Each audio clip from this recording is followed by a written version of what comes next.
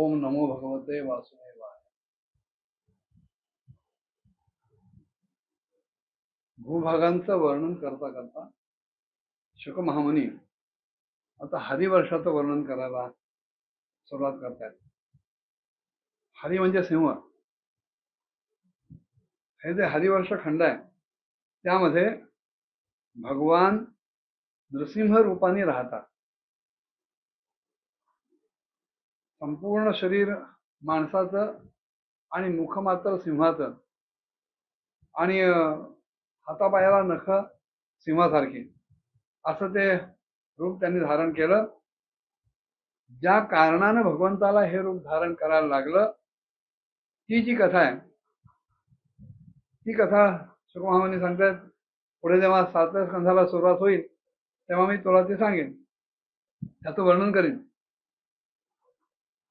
पण हे जे भगवंताचं नृसिंह असं रूप आहे त्या अत्यंत प्रिय अशा रूपाची महाभागवत असलेले प्रल्हादजी त्या लोकामध्ये हरिवर्ष खंडामध्ये आपल्या अन्य पुरुषांबरोबर निष्काम आणि अनन्य भक्तिभावानं उपासना करतात, आराधना करतात. या प्रल्हादजींच्या ठिकाणी महापुरुषांना शोभून दिसतील असे अनेक गुण विराजमान आहेत आणि त्याचप्रमाणे त्यांनी आपल्या शील आणि आचरणानं दैत्य आणि दानवांचं जे कुळ आहे ते सुद्धा पवित्र करून दिलेलं आहे. आणि अशी ती उपासना करता करता ते ह्या मंत्रानं आणि ह्या स्तोत्रानं भगवंताची स्तुती करतात, त्यांचा जपपाठ करतात. ओम नमो भगवते नरसिंहाय नमस्तेजस तेजसे आविराविर्भव वज्रनख वज्रदंश कर्माशयान रंधय रंधय तमोग्रसग्रस ओम स्वाहा अभयमभय मात्मनि भूयिष्ठा ओम श्रौम. हा नरसिंह मंत्र आहे आणि त्या मंत्रामध्ये प्रल्हादजी म्हणतात, ओंकार स्वरूप भगवंता आपल्या या नरसिंह देवरूपला माझा नमस्कार असो. आपण अग्नी इत्यादी अनेक प्रकारच्या तेजांचंही मूळ तेज आहात. त्यांना आपल्यामुळेच ते तेज प्राप्त झालंय. आपल्याला माझा नमस्कार असो. हे वज्रनख, हे वज्रदंश, आपण आमच्या सदैव जवळ राहा, जवळ प्रकट व्हा. आमच्या ठिकाणी ज्या कर्मवासना आहेत त्या कर्मवासना पुन्हा पुन्हा जाळून टाका. आमच्या ठिकाणी असलेला जो अज्ञान रूप अंधार आहे, तिमिर आहे, त्यालाही आपण वारंवार नष्ट करावं, नाहीसं करावं. आणि आमच्या अंतःकरणामध्ये आम्हाला अभयदान देत आपण नित्य प्रकाशित राहावं. स्वस्त्यसु विश्वस्य खल प्रतिदान ध्यायन्तु भूतानि शिवम मिथोदिया मनुष्य भद्रम भजता तथोक्षजे आवेशतानो मतिरप्य हेतुकी. महापुरुष प्रल्हादजी भगवंताचं वर्णन करतायत, प्रार्थना करतायत की देवा या विश्वाचं कल्याण व्हावं. जे कोणी दुष्ट असतील त्यांची दुष्टता नाहीशी व्हावी. जे खळांची व्यंकटे सांगडो माऊलींनी जसं म्हटलंय तसं प्रल्हाद म्हणतात की जे दुष्ट आहेत त्यांची बुद्धी शुद्ध व्हावी, त्यांच्यावर आपण प्रसन्न व्हावं. सगळ्या प्राण्यांमध्ये परस्परांबद्दल सद्भावना निर्माण व्हावी. सगळ्यांनी एकमेकांच्या हिताचा विचार करावा, हितचिंतन करावं. आमचं मन सदैव शुभ मार्गांमध्येच प्रवृत्त व्हावं. आमच्या ठिकाणी सदैव सत्प्रवृत्तीच व्हावी आणि आमच्या सगळ्यांची बुद्धी निष्काम भावानं भगवान श्री हरींमध्ये प्रविष्ट व्हावी. आमच्या बुद्धीमध्ये केवळ भगवान श्री हरीच असावे. मागार दारात मज वित्त बंधुषु संकोचस्याद भगवत प्रियेषु नः यः प्राणवृत्त्या परितुष्ट आत्मवान सिद्ध्यंत दूरान्न तथेंद्रिय प्रिया. प्रल्हादजी सांगतात भगवंताला, प्रभो घर, स्त्री, पुत्र, धन, बांधव यांच्या कुठल्याही ठिकाणी आमच्या मनात आसक्ती नसावी. आसक्ती जर निर्माण व्हायची असेल तर ती केवळ भगवंताच्या ठिकाणी आमच्या ठिकाणी व्हावी आणि जे भगवंताचे भक्त आहेत त्यांच्या ठिकाणी आमच्या मनात आसक्ती निर्माण व्हावी. जी संयमी माणसं केवळ शरीर निर्वाहासाठी योग्य असा अन्नादींचा स्वीकार करतात आणि समाधानी राहतात, संतोष राहतात, त्यांना जितक्या लवकर कमीत कमी वेळात सिद्धी प्राप्त होती तशी सिद्धी जे इंद्रिय लोलुप आहेत, विषय लंपट आहेत, अशा पुरुषांना कधीही होत नाही. मिळालेला देह हे भगवंताकडे जाण्याचं साधन आहे. ते साधन चांगलं राहावं इथपर्यंतच त्या देहाची काळजी घेतली गेली पाहिजे. देवर्षी नारदांनी सुद्धा भक्तांचं वर्णन करताना म्हटलंय, आ शरीर धारणामध्ये जो खरा भक्त आहे त्याचं परमप्रेम भगवंताच्या ठिकाणी असल्यामुळं अन्य विषयांमध्ये तो अडकत नाही आणि अन्य विषय जे देह धारण्यासाठी आवश्यक आहेत, अपरिहार्य आहेत, ते तेवढ्या पुरतेच तो सेवन करतो आणि बाजूला होतो.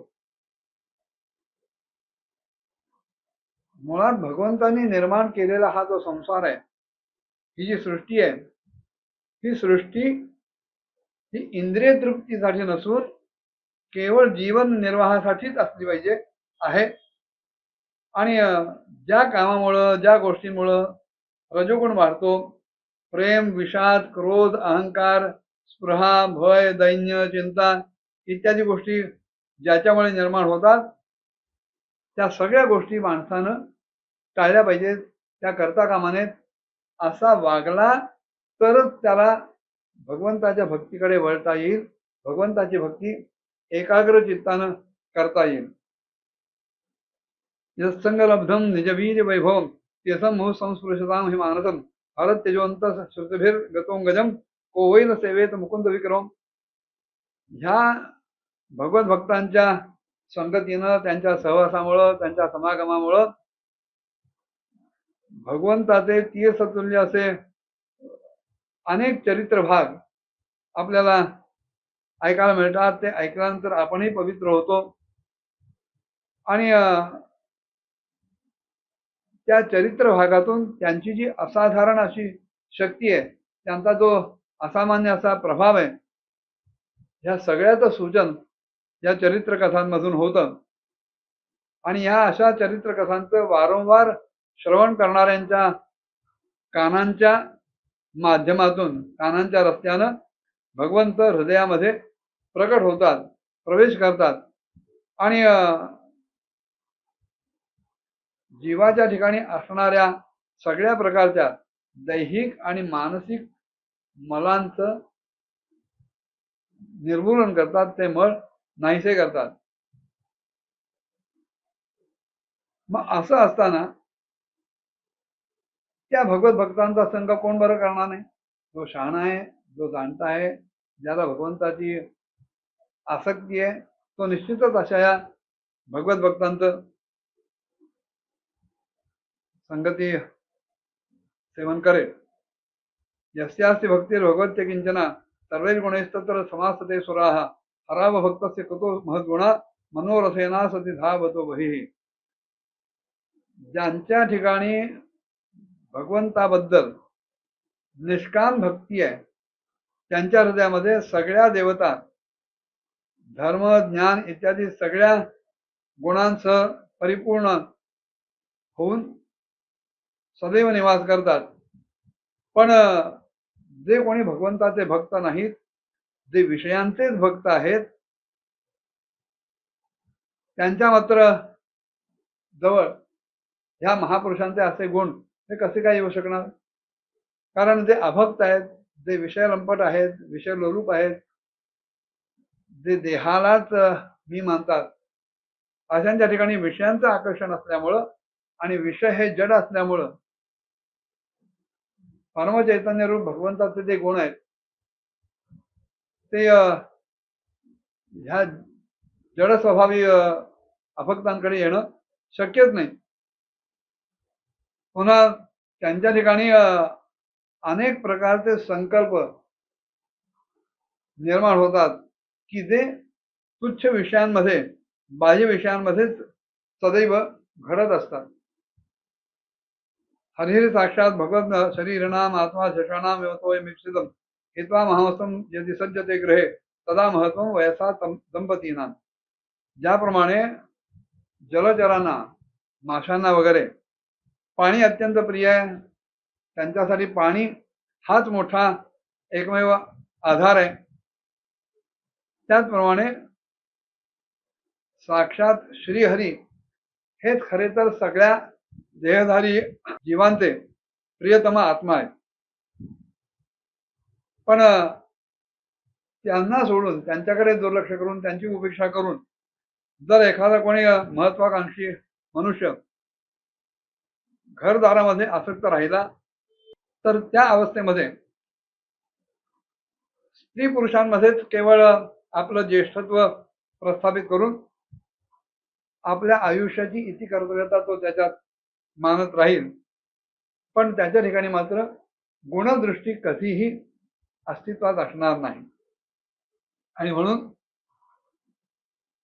महाभागवत प्रल्हाद आपल्या असुरगणांना सांगतायत, तस्मात रजोराग विषाद मंजोर मानस प्रहाभय दैन्याधिमूलम हित्वा ग्रहम संस्कृत चक्रवालम नृसिंह पादम भजता कुतो होयमिती.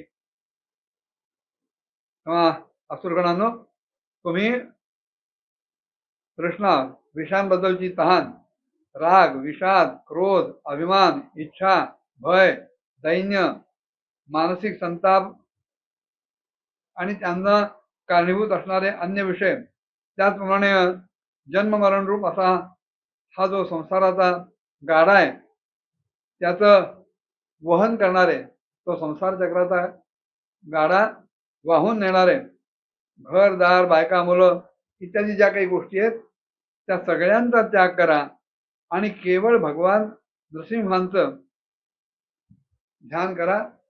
त्यांचीच चरणकमल ही आपल्याला निर्भयता प्रदान करतील. तेव्हा आपण त्या भगवत चरणकमलांचा आश्रय घेऊया. हे एवढं हरिवर्षाचं वर्णन केल्यानंतर शुकमहामुनी राजा परीक्षिताला केतुमाल वर्षाचं वर्णन करतायत. ते काय ते पुढच्या भागात बघूया. ओम नमो भगवते वासुदेवाय.